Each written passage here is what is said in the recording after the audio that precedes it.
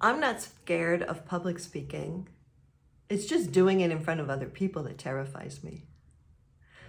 I love this. One of my students said this to me once, and it just stuck in my brain because it's so true, right? It's not the speaking we're scared of, it's being in front of other people.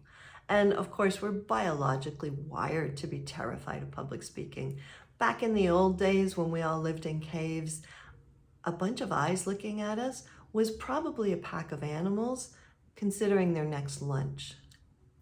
So our amygdala learned from experience that groups of eyes staring at us was not safe. And even though our brains have since developed and learned and we've grown, that old part of our brain is still one of the first parts of the brain that receives input. So it triggers the panic response before the newer, more evolved parts of our brain can say, hey, you're safe, you're just in an auditorium, you're not about to get eaten. So we're biologically wired to be terrified of public speaking. But confidence, and to backtrack, I teach public speaking and I teach and coach people as they develop and build confidence. Now, confidence is about a lot more than just being able to speak in public. It's about full trust in yourself, your ideas, and how you present them. Most of us were raised in well-meaning but backwards environments where confidence was neither supported nor encouraged. And so it's hard for us to overcome that early programming because the early programming is really baked in there. It's also really important to discuss systemic challenges against developing confidence.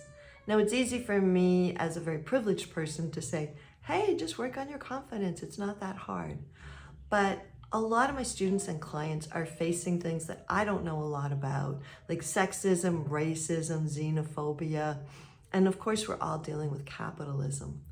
Now, capitalism is really depends on us not having a lot of confidence. When we don't feel perfectly fine and at home within ourselves, we're more likely to buy stuff. Beauty products, hair products, the latest brands, the latest styles, fancy things to show off and show the world that we are just doing fine. Thank you very much. Capitalism depends on consumerism, and consumerism, of course, requires a consumer. Low confidence, low self-esteem helps keep us in that consumer mode rather than, hey, life is good, I'm happy just to sit here peacefully, I don't need to buy more things. And I'm bringing this up because if you're working on your confidence, and you probably are because that's why you're watching this, you might have a long way to go, but you know what?